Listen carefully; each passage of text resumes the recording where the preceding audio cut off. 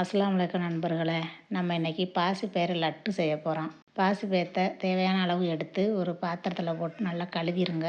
கழுவி வேக வைப்போம். தேங்காயை துருவி தனியை எடுத்து வச்சுக்கிறேன். பாசிப்பயிறு நல்லா கொதி வந்துருச்சு, கொஞ்சம் நல்லா வேகட்டும். பாசிப்பயிறு நல்லா வெந்தால் தான் குழந்தைகளுக்கு சாப்பிட்றவங்களுக்கு ரொம்ப மெதுவாக இருக்கும். அது நல்லா கொதிக்க விடணும். வெந்துருச்சு. வெந்ததோடு எடுத்து வேறு பாத்திரத்தில் மாற்றுறேன். வேறு பாத்திரத்தில் மாற்றி வச்சுட்டு நல்லா மண்டவெல்லத்தை எடுங்க. மண்டவெல்லத்தை எடுத்து நல்லா இடிச்சுக்கிறணும். நல்லா மெதுவாக நல்லா இடிச்சுக்கிட்டு முந்திரி பருப்பு ஒரு 10 எடுத்து ஒரு மிக்சியில் போட்டு ஒரு சுற்றி விடுங்க. சுற்றிட்டு வெள்ளைக்கட்டியவும் தேங்காய் பூவையும் முந்திரி பருப்பையும் போட்டு 2 கிஸ்மிஸ் பழத்தையும் போட்டு இடிகல் வச்சு நல்லா இடிக்கிறேன்.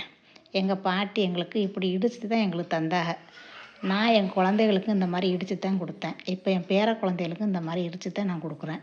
ரொம்ப சத்தாக இருக்கும், ரொம்ப டேஸ்ட்டாக இருக்கும். சாப்பிட்றவங்களும் நல்லா சின்ன குழந்தைய நல்லா விரும்பி சாப்பிடுவாங்க. நீங்கள் இப்படி இடிக்க முடியாதவங்க என்ன செய்யுங்க, மிக்சியில் போட்டு ஒரு சுற்றி விட்டுறலாம்.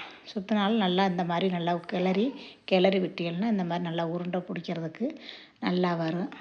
நல்லா குழந்தைய நல்லா விரும்பி சாப்பிடுவா. ரொம்ப சத்தான உணவு இது. உங்கள் குழந்தைகளுக்கு காலையில் நீங்கள் காலை சாப்பாட்டுக்கு இதை கொடுக்கலாம். இது ஸ்நாக்ஸாகவும் குழந்தைகளுக்கு ஸ்கூலுக்கு கொடுத்து விடலாம்.